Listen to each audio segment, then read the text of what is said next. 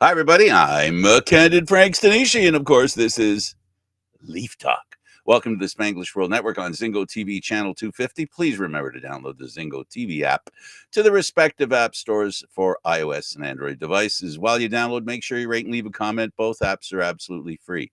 Zingo TV is available on Google, Chromecast, Amazon Fire, Fire TV 6, Roku Sticks, and also on all smart TVs 2016 forward. Now on Leaf Talk, here he is, the man of the half hour, Aaron William Freeland. Hey, Aaron, how Hey, you Frank. doing? Doing well, Frank. How are you? Well, I'm ready to talk about the Maple Leafs. My Excellent. goodness. My goodness.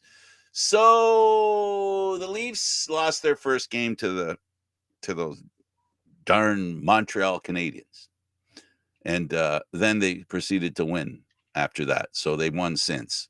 And all those games before the last one were all done without the big four doing anything of any kind of consequence.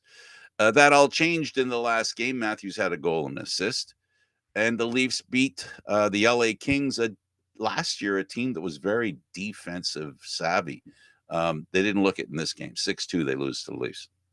Yeah, it was not a very good first period.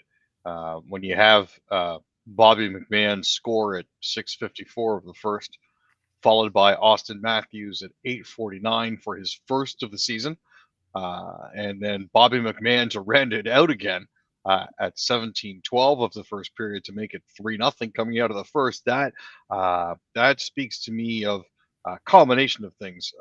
One, goalie. Two, lack of defense. Three, um, I realize it's a road trip swing for them. They're Long just one, coming off. long one, Yeah, they're long just one, they're long one. just coming off an 8-7 loss to Ottawa in overtime. So that's part of it as well. But in the second period, Morgan Riley of all people manages to sneak in from the point, and nobody picked him up. That made it 4-0. And William Really nice Nylander, tip. what's that? A really nice tip. Oh, it was a fantastic tip. And then Nylander scores his third of the season on the power play at 18:31 of the second period. And all of a sudden, after two periods, are looking down the barrel of a 5-0 lead. Um, Turcotte and Kevin Fiala came out and scored a 2:42 and 9:03 of the third period before John Tavares salted it away at 17:16 of the third with another power play goal. That was Mitch Marner's fourth assist and Austin Matthews' second assist of the game. He also assisted on Nylander's power play goal in the second period. Looking at a very comprehensive butt kicking by the Maple Leafs here. Yeah, absolutely. I don't know about you, but as soon as LA got their first goal, I think I'm suffering from enough trauma with this Leafs team that I thought there was a very real possibility that they could blow that lead. I'm going to be 100% honest here. This isn't the same team that we've seen the past few years by early indications. The reason I say that is that not only is there not panic on the ice, the reason there's no panic is because there's no panic behind the bench. And when I talk about panic, I'm talking about all of a sudden it's like coaching decisions get really bad. Instead, what happens with this coach, which I've noticed early in the season, when things start to go a little soon as things start to go a little bit sideways, he takes out his ratchet and starts ratcheting things. Yeah, I don't think he wastes any time trying to nip everything in the bud for sure. Um, Now, Keith got famous for taking timeouts when his team had leads to try to settle them down. And you guys are doing a good job. Just play it easy. Um, the timeout after the home team timeout after the 5-2 goal was anything but calm. It looked like Berube might have been trying to peel the paint or the stickers off the bench behind the players. It was a very fired up and motivational sort of thing. It So, appeared so. It definitely appeared so. and I think that's a big change.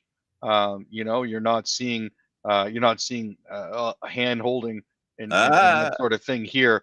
there we go. Berube's very much a sink or swim kind of coach. He's not a buddy guy. No, he's not your buddy. He's not your He's not pal. your He's not your friend. friend. He's not your friend. He doesn't come to you and go, look, I know you really don't want to hear this, but maybe you should try back checking a little. No, no, no, no. I'm not telling you how. Just, figure it out for yourself what back checking looks like, and you go ahead and do it. I want you to chase that guy. I want you to take the puck off him, and then I want you to knock him down on your way to the net. I think Berube made it very, very clear to his players exactly what he wanted to have happen, and I'm glad they managed to get it done for him. There is no mincing words with that guy. I love it. I love it. It's basically, we're not talking Mike Babcock here, right? We're not talking that. That's not what we're talking about. We're not talking about bullying just for bullying's sake, or bullying, I don't know, with some sort of long distance plan you're trying to motivate players in this long distance way. He's just direct and to the point. He goes, don't screw up no more. Okay. Like, you guys know what you need to do. If you can't do what you need to do, then you're going to ride the pine because I got somebody else who can take your place. You might be spending time about 300 feet up that way. You don't want to do that, do you? It's all the coaches can do today. Coaches today, all they can do is threaten ice time. And it's extra hard because of the relationship that organizations have with their star players, right? Where they got to keep them happy. So the ice time threat doesn't work because the team drafted a guy and he's their big name guy. So you can't, it's sort of, coaches are in a box.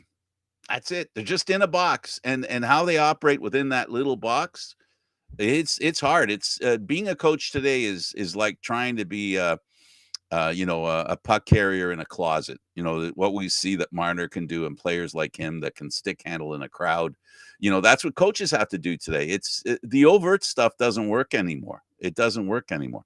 And by overt, I mean you don't humiliate and embarrass people, but you can. The one time you can get angry and get frustrated and get pushy is when you're behind the bench. That's the one piece of territory that they can still do it, and attached to ice time, it can become a pretty good thing. We're seeing an example with Liljegren. We're going to find out what kind of player Liljegren is, because the one thing that didn't happen with the Leafs the past few years is they weren't challenged by the organization. That was one of the things they didn't do. They didn't challenge the players. Liljegren now is being told, we didn't like your exhibition season. It really didn't look good. So we're going to start with the guys that look good, the guys that were better than you. Now, you'll get your turn, but you'll just have to be, and this is a Leaf word that they used, you have to be patient. Right? And knowing a lot of these players, they don't want to be patient. Absolutely not. But that's the way it goes. And the Leafs as an organization have finally made the kind of move that I think they needed to have made for a long time now. This is something that's been necessary. Would have been much better a couple of years earlier. Hindsight being what it is, I tried as hard. You know how hard I tried to like Keefe and to think of him as a good coach. But from the beginning, I just didn't like the fact that he didn't have the kind of experience necessary. And now you have a GM with experience, previous experience. You have a coach with previous experience, right? And now what happens is basically is that now you're with people that have experience, which has its value. Take it from an old man. No, that is very true. But the other side of the coin is Keefe's gone into New Jersey with the team that he has there, and he's got them at a 6-7 points pace. Yeah, so, but let's see what they do in the playoffs. Yeah. Oh no, guaranteed. The proof will definitely be in the pudding. Let's see what they do in the playoffs. And they could do better, but you know that he has a team much like the Leafs that he left, smallish forwards. Mm-hmm.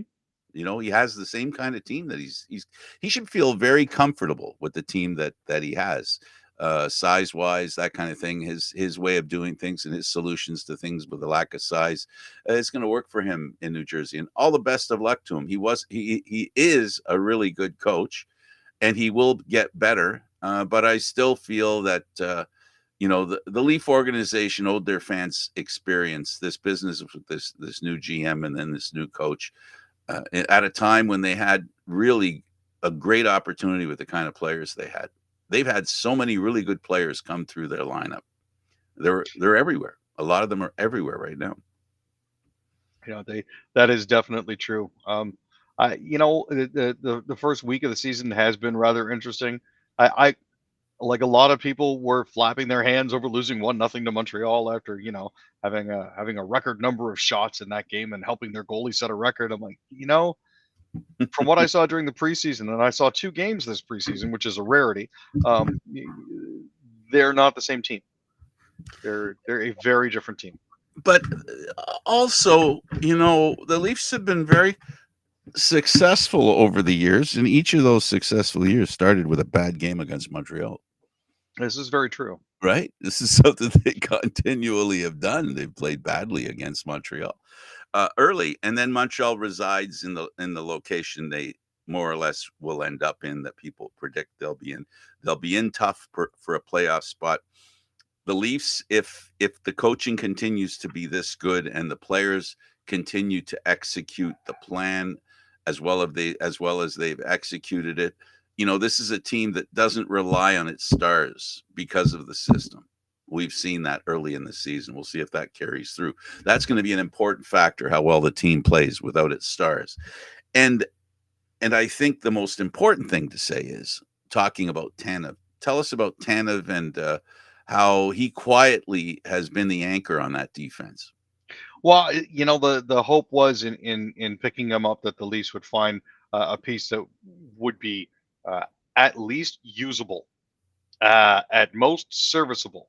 But as it's turned out, they signed him to a 4-year, $18 million contract, and he's been averaging 19 minutes and 37 seconds worth of ice time per game in Toronto's over the first 4 games. That's almost the exact same time he averaged for Dallas in 19 games after being acquired from Calgary by the Stars last season for their Stanley Cup push. Now, he hasn't registered a point yet this season, but that's not why the Maple Leafs brought him in. They actually he's been off the radar of casual fans and hardcore fans alike, and that's a good thing because there's no real expectations for him coming into this season. He has a chance to show us everything that he's got at the ripe old age of 34, show his maturity, mentor some of the younger kids that are on defense, maybe talk some sense into Liljegren and help him out. But he has slowly been becoming the linchpin of the defense, him and Morgan Riley. Well, he's the guy that I think I referred to him as an anchor, and he is. He's the guy that the coach can throw out there, and he knows what he's going to get. And this has been the problem with the Leafs, that they haven't been able, and no one can argue this point. No one can argue the ceiling that Riley has with talent and ability and importance to the team. The problem is every so often he visits the floor, and that's the problem. Whereas with Tanev, what I'm going to say, I don't disagree with what you're saying as far as him being a highlight reel kind of defenseman, big hit or whatever, all that stuff, or the power play guy, or the big shot. He's not that guy. He is the guy that calms things down. Earlier, I talked about the fact that when the Leafs start going south, they couldn't seem to stop themselves. This is the guy that I would compare in baseball parlance. He's a closer. He takes a game and he shuts it down, and he's a part and a leader in calming the game down, which is one of the main things the Leafs lacked over the past few years, Aaron. Like, when they would lose the grip on a game, they would slide. They'd slide from a 3-0 lead to a 5-3 loss. And that's the kind of thing that you need players like Tanev that A, don't panic, B, know how to straighten things out and to calm things down. And that's what they're hoping for him. And those are all traits and things and talents that casual and even really big fans don't really notice if they don't look for it. You got to almost look for it. You have to ask yourself, who's making things look really calm out there? And if you think about that and you look, it'll be Tanev. The other side of the coin is the guy who's actually replaced Chris Tanev in Dallas is Ilya Lobushkin. So if you remember him, former Maple Leafs and Buffalo Sabres stalwart, he's now basically replaced Tanev in Buffalo. Sorry, in Dallas, which is an interesting switch.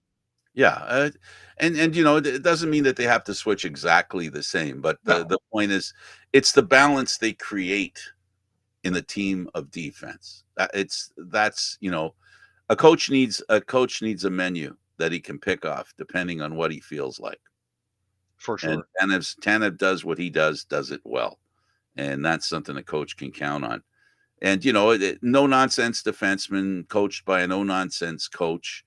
Um, on a team that didn't really understand no nonsense for a while. Yeah, yeah, they really didn't. so Tanev, a great addition. I think the Leafs are really happy to have him. Is he overpaid? I don't know. Those conversations will only start when the team starts to be unsuccessful, and then they'll start looking for a target.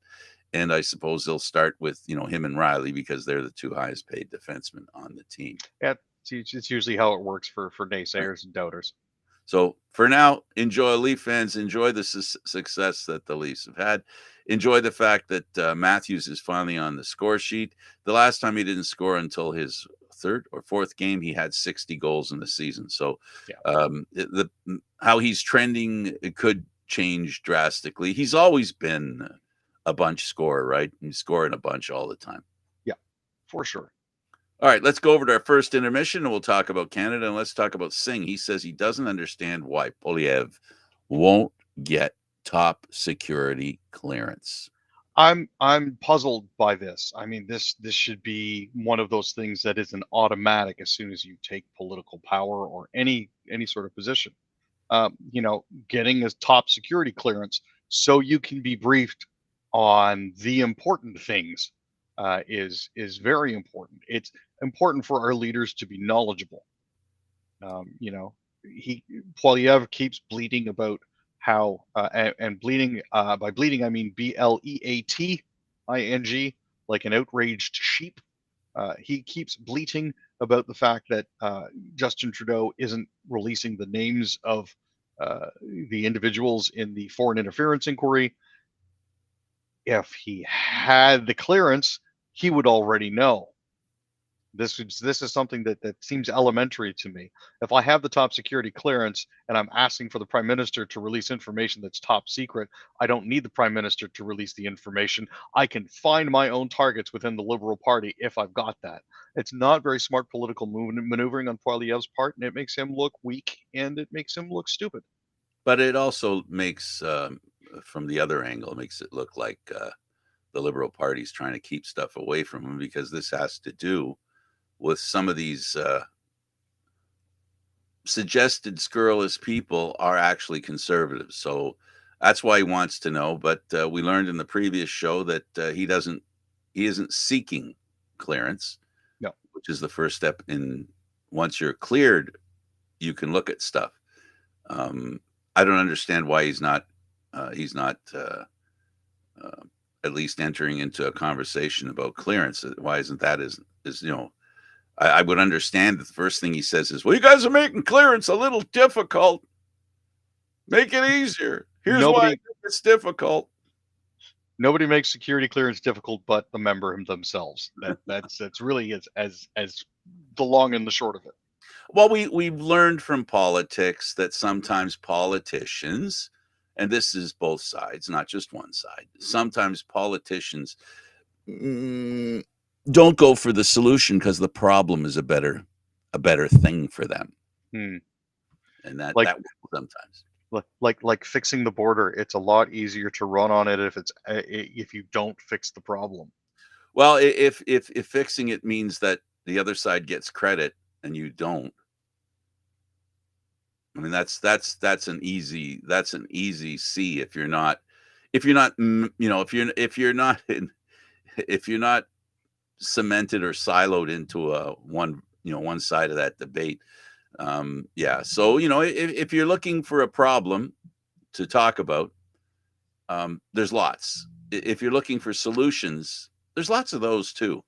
But sometimes the solutions don't garner as much attention and or political advantage. So sometimes this is the case. I don't know why he fails to get clearance. There's been no talk, as far as I know, Aaron, what he lacks. I don't know. I don't know why he doesn't have the clearance, why the clearance isn't worked on. Is it as simple as he hasn't asked for clearance? You know what? Honestly, if he's not corrupt, it shouldn't be a problem. And if he wants to go and continue to play the victim by not getting clearance so that he's ignorant of the information that we need or that he may need to run the country successfully, then he shouldn't run the country. Well, You we know, know that norms are getting busted all the time. fairly true. All right. So, okay, second period here. All right. The Leafs, Domi, McMahon. Boy, they played well. They played really fantastic. I mean, Domi only logged 13:12 of ice time. McMahon only logged 14:58, and Nylander only logged 17:33. But they generated 3 goals. Like, this is one of those lines where it's like, there's a lot of throughput for this sort of thing, which is absolutely fantastic. So Absolutely. they've been doing really, really well. I'm not sure what line really could use a little bit of repair, but for the most part, they've been very successful in doing what they do. We all know how good Nylander is. We also know how much the team thinks McMahon can be good. And another thing we know, even more than, well, not as much as Nylander, but as much as McMahon, more than McMahon, we know that Domi, no matter who you put him with, that person scores and plays well. He worked that kind of magic for Austin Matthews the end of last year. Yes, he did. And he seems to be doing it here as well. It doesn't seem to matter what line you put Domi on; he's going to find somebody to click with. So that is a very, very big relief. Absolutely. Let's go over to Tavares, and apparently he's promoting some magic amulet that blocks Wi-Fi. First, what does that really mean? Blocking Wi-Fi? What? I'm not sure. He could be part of that group that believes that 5G causes cancer. There's that. There's also the belief that Wi-Fi can interfere with your body's circadian rhythms. So that's another part of it there. But apparently, John Tavares and Russell Brand are selling the same sort of amulet that blocks Wi-Fi and that blocks and helps, with healing powers. So that's an issue as well. It's a rather interesting situation to find yourself allied with, especially with Russell Brand's recent "come to God" moments. So Russell it is what Brand, it is. come to God. Yeah, yeah. Apparently, he's been rebaptized and rediscovered Christianity. Okay. If you don't know who he is, he was married to what's Katy her name? Perry. Katy Perry. Yeah, he was married to her, and he was taking pictures of her while she was sleeping. Anyways, Frank, unfortunately, I need to step away. I do believe we're unfortunately out of time here. Yep, we are. Oh, Thanks for doing this. no, always a pleasure, Frank. I'm glad to be here. Okay, he's Aaron William Freeland. I'm Candid Frank Stanisci. Thank you for watching Candid Frank Live Leaf Talk. We're seeing him live Mondays, Wednesdays, and Fridays at 5 p.m. Eastern, 6 p.m. Eastern Standard Time. This show can also be heard on the Spanglish World Network. For Zingo TV, this is Leaf Talk. Other news and entertainment, sports programming we offer, please check out SpanglishWorld.ca. Spanglish World. Watch it, hear it, read it, live it, and enjoy it as much as you can. Thanks for watching, everybody.